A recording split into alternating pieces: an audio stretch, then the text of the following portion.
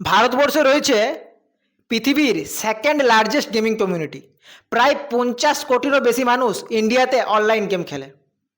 আর কেনই বা খেলবে না? কারণ এমপিএল, ড্রিম 11, কেসিনের মতো যে জোয়া গেমগুলো আছে সেগুলো প্রমোট করছে বড় বড় সেলিব্রিটি, বড় বড় ক্রিকেটাররা, যাদেরকে আমরা আমাদের আইকন হিসেবে মানি। আর এর শিকার হচ্ছে আপনি বা আমাদেরই কোনো প্রিয়জন।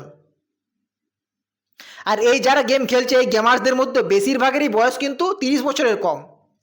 যে সময়টা একটা গোল্ডেন টাইম, এই সময় যদি কেউ ঠিকঠাকভাবে ফাইন্যান্সিয়াল প্ল্যানিং করতে পারে, সে যত কম ইনকাম করুক না কেন, তাকে ধনী হওয়া, কোটিপতি হওয়া থেকে কেউ আটকাতে পারবে না, সেটা লং টাইমে। কিন্তু তা না করে কী করছে এই ইয়ংস্টাররা? রাতারাতি ধনী হওয়ার স্বপ্ন দেখে কী করছে? গেম খেলতে শুরু করছে, এবং সেখানে তার সময়, টাকা, ফ্যামিলি সব বরবাদ হয়ে যাচ্ছে। তো ফাইনালি ভারত সরকার এগিয়ে এসে একটা কড়া অ্যাকশন নিতে চলেছে। 20 আগস্ট 2025 লোকসভায় পাস হয়ে গেল promotion and regulation of online gaming বিল 2025, যেখানে যেসব রিয়েল মানি গেমিং প্ল্যাটফর্মগুলো আছে, যেমন এমপিএল, ড্রিম 11, কেসিনোর মতো যেসব অ্যাপগুলো আছে, সেগুলো বন্ধ হতে চলেছে।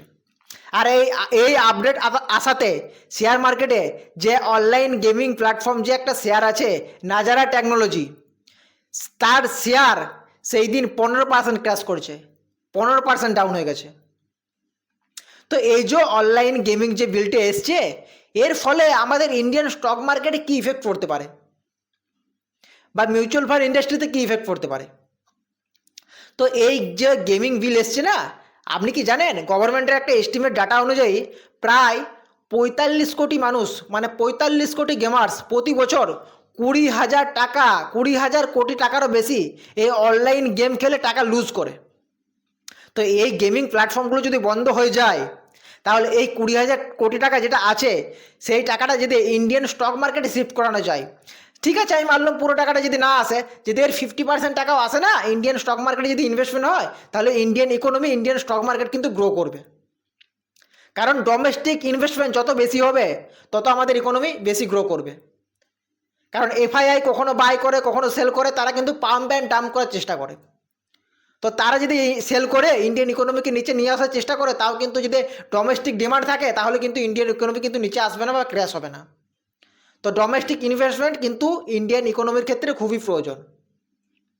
তো এই গেমিং অ্যাপগুলো বন্ধ হওয়াতে কিন্তু সেই টাকাটা ইন্ডিয়ান ইকোনমিতে ইনভেস্ট হতে পারে। এতে লং টাইমে ইন্ডিয়ান ইকোনমি গ্রো করবে।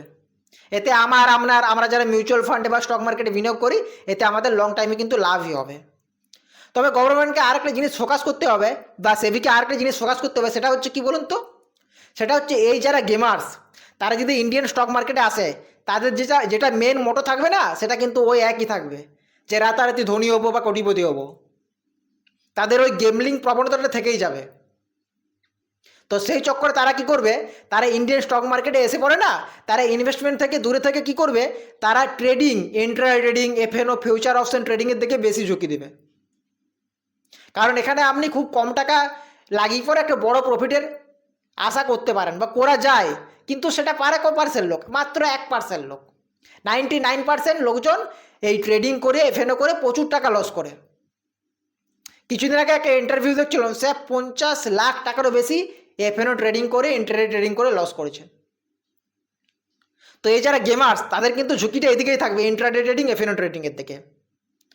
তো এর বিরুদ্ধেও কিন্তু, এর উপরও কিন্তু আমাদের যে সেবি গভর্নমেন্টস, তাদেরকে কিন্তু কড়া অ্যাকশন নিতে হবে, যাতে তারা এই ইন্ট্রাডে ট্রেডিং, রিটেল ইনভেস্টর যারা আছে, তারা এই ইন্ট্রাডে ট্রেডিং, এফএনও ট্রেডিং থেকে দূরে থাকে।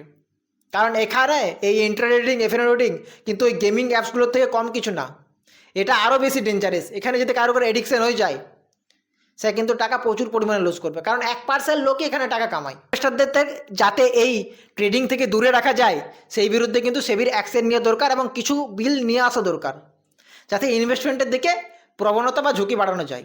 আর আপনি যদি ইনভেস্টমেন্ট করেন না, আপনি রাতারাতি হয়তো ধনী হতে পারবেন না, কিন্তু মানে আপনি রাতারাতি ধনী হওয়ার স্বপ্ন থেকে আপনি কোনোদিনই পথে বসবেন না, কিন্তু আপনি লং টাইমে ধনী হতে পারবেন।